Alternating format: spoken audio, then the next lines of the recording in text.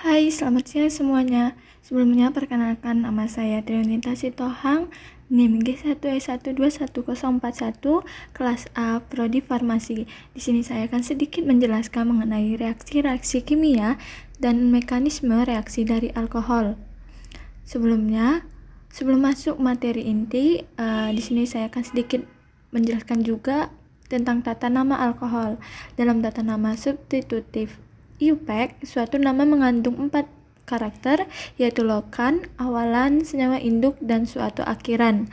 Lokal 4 menunjukkan bahwa substituen gugus metil yang merupakan awalan terikat pada senyawa induk di posisi C4. Senyawa induk mengandung 6 atom dan karbon dan tidak ada ikatan rangkap. Kalau tidak salah, di video sebelumnya tata nama ini sudah saya jelaskan, jadi daripada kita berlama-lama, kita lanjutkan ke materi berikutnya saja. Prosedur berikut harus diikuti untuk memberikan nama alkohol sesuai tata nama substitutif IUPAC. Yang pertama, pilih rantai karbon utuh yang terpanjang di mana gugus hidroksil terikat langsung. Nomor rantai karbon utuh yang terpanjang sedemikian sehingga atom yang mengikat gugus hidroksil memiliki nomor terkecil. 3. Alkohol sederhana sering dinamai dengan nama radikofungsional umum yang telah disetujui IUPAC. 4. Alkohol yang mengandung 2 gugus hidroksil umumnya diberi nama glikol. Terakhir, dalam sistem substitutif IUPAC, alkohol tersebut dinamai sebagai diol. Kalau teman-teman belum tahu kenapa di sini selalu diakhiri kata ol, karena dalam penamaan tata nama alkohol itu harus diakhiri dengan kata ol. Makanya kalau CH3OH itu namanya metanol, sedangkan CH3CH2OH itu etanol. Alkohol itu dia berikatan dengan OH, maka akan ada metanol, etanol, propanol, butanol, dan lain-lain sebagainya. Berikutnya,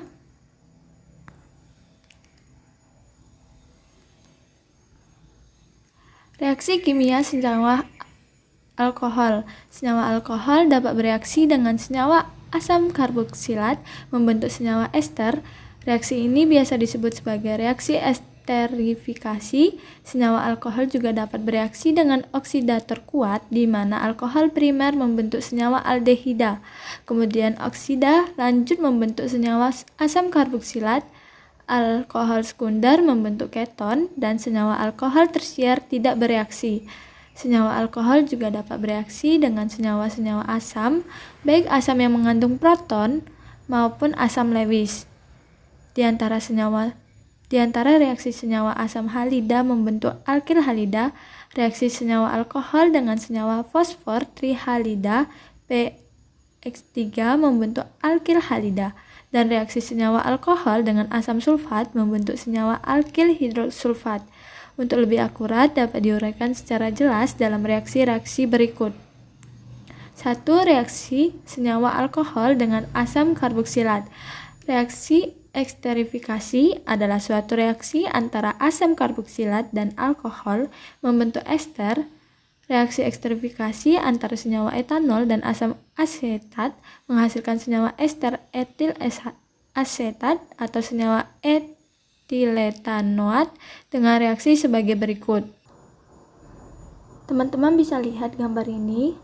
Gambar ini merupakan gambar reaksi esterifikasi senyawa asam karboksilat dan alkohol. Pada hasil percobaan dalam reaksi esterifikasi antar senyawa etanol dan asam asetat menimbulkan bau harum dan menyengat yang berbau pisang, disebabkan oleh terbentuknya etil asetat yang merupakan senyawa ester yang memiliki bau yang harum dan menyengat. Pada reaksi tersebut di atas, atom H ini berasal dari H2O, berasal dari etanol, sedangkan gugus OH dan H2, gugus OH dan H2O ini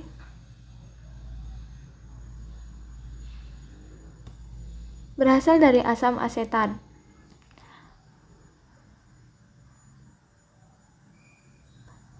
Sebagaimana halnya reaksi aldehid dan keton, reaksi esterifikasi berlangsung melalui beberapa tahapan reaksi. Yang pertama, satu ada oksigen karbonil pada asam karboksilat diprotonasi oleh asam. Teman-teman bisa lihat ini reaksinya. Reaksi di mana oksigen karbonil pada asam karboksilat diprotonasi oleh asam. Kedua, alkohol yang bersifat nukleofilik menyerang karbon positif. Ini alkohol yang bersifat nukleofilik menyerang karbon positif. Maaf teman-teman apabila gambarnya tidak terlihat. Yang ketiga ada eliminasi molekul air dan diikuti penarikan H+ dan H2O menghasilkan ester. Di tahap pertama ini dari eliminasi. Mengingat esterifikasi bersifat dapat balik, jika halangan sterit dalam zat antara bertambah, maka laju reaksi pembentukan ester akan menurun sehingga redemen esternya akan berkurang. Untuk memperoleh redemen produk lebih banyak, umumnya digunakan cara sintesis, misalnya reaksi antara alkohol dengan anhidrida asam atau suatu klorida asam yang bersifat lebih reaktif daripada asam karboksilat dan yang bereaksi dengan alkohol secara tak dapat balik. Nih gambarnya. Reaksinya ini gambar reaksi umum esterifikasi dengan anhidrida asam. Anhidrida asam itu lebih reaktif daripada asam karboksilat dan dapat digunakan untuk mensintesis ester.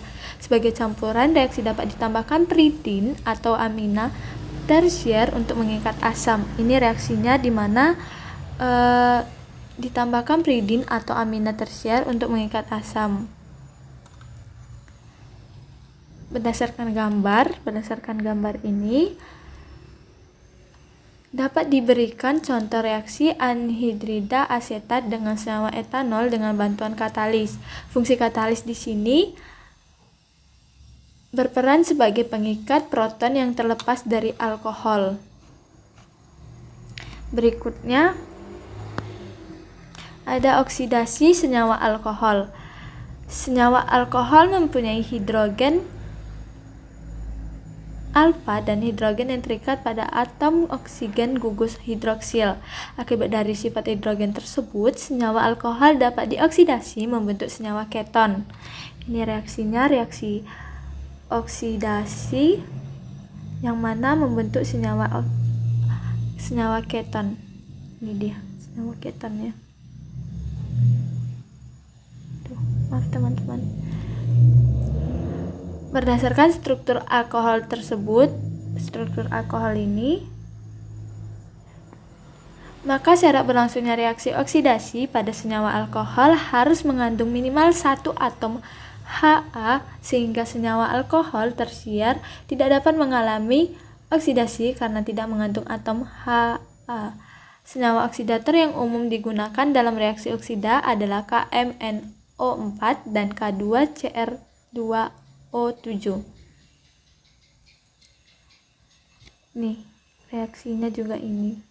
Ini reaksi berikutnya di mana senyawa pengoksida K2Cr2O7 atau Na2Cr2O7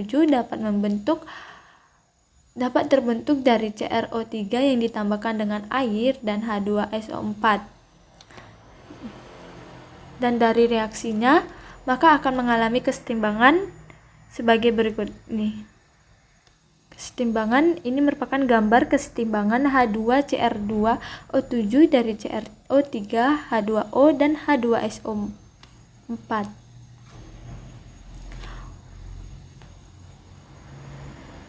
Umumnya, agen pengoksida senyawa alkohol digunakan CrO3 dalam H2SO4, H2CrO4 dalam H2SO4, Na2Cr2O7 dalam asam sulfat dengan mekanisme proses oksidasi sebagai berikut.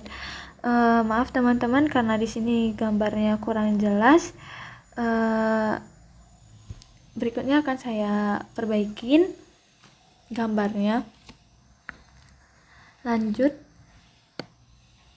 Yang berikutnya, pada kondisi tertentu, senyawa aldehid teroksidasi menjadi senyawa asam karboksilat melalui mekanisme berikut.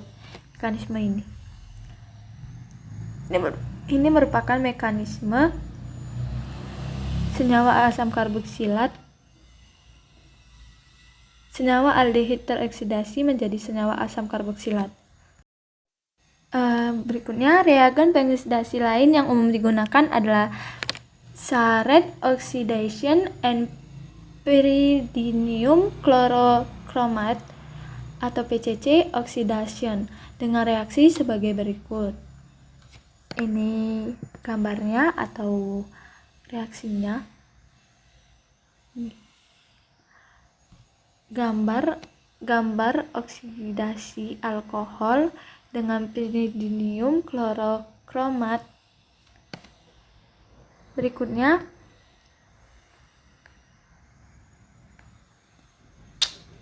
maaf teman-teman.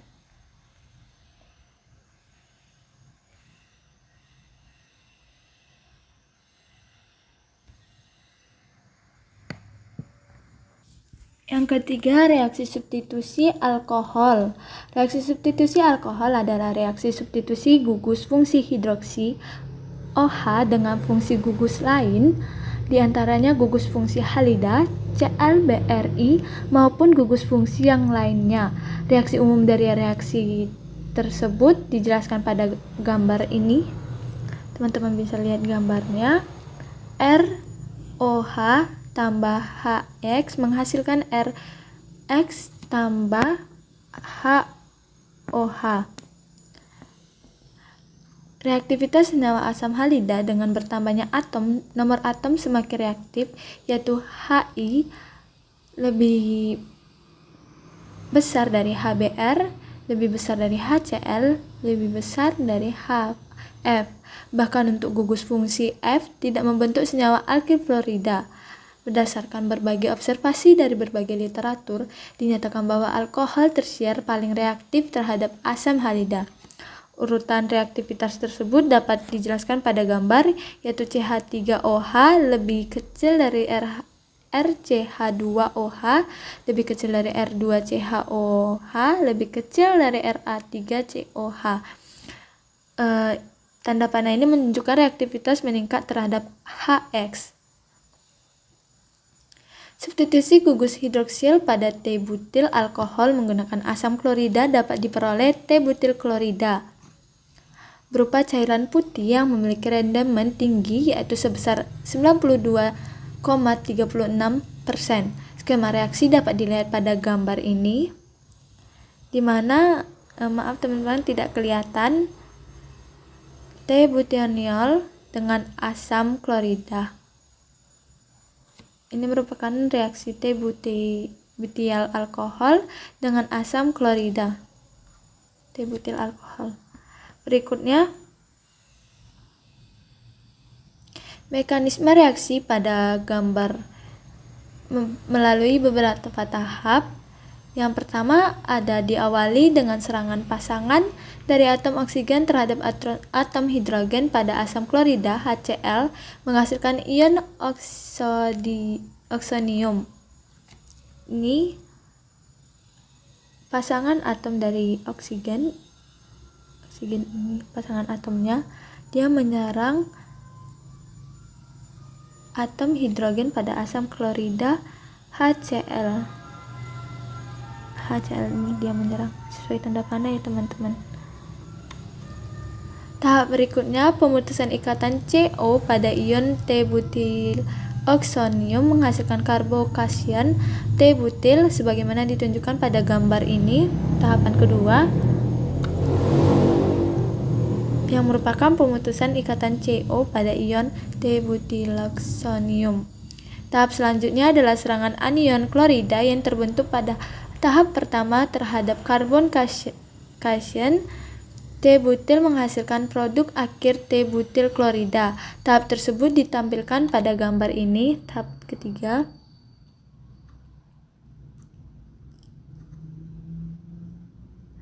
Reaktivitas T-butil alkohol terhadap asam halida terbukti lebih tinggi dibandingkan dengan N-butil alkohol. Hal tersebut dapat dibuktikan dengan kecilnya rendemen hasil reaksi antara N-butil alkohol dengan HBr, yaitu hanya menghasilkan 70,92% N-butil bromida. Skema reaksi antara N-butil alkohol dapat dilihat pada gambar ini. Skemanya, selain reaksi alkohol alfatik, telah dilakukan penelitian tentang reaksi benzil alkohol dengan HBr dan HI. Berikutnya, sintesa dan reaksi alkohol. Sintesa alkohol dapat dilakukan dengan menghindari alkena, mereduksi aldehid dan keton. Sintesa alkohol dapat dipercepat reaksinya dengan menambahkan katalis.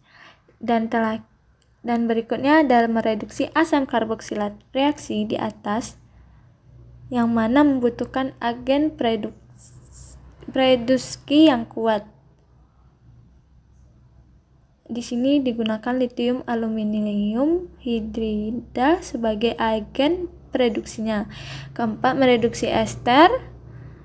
Yang terakhir ada mereaksikan aldehid dengan reagen Grignard. Teman-teman bisa baca sendiri ini. Dan akhir kata, saya ucapkan terima kasih. Mohon maaf apabila ada kesalahan kata atau pengucapan yang kurang jelas.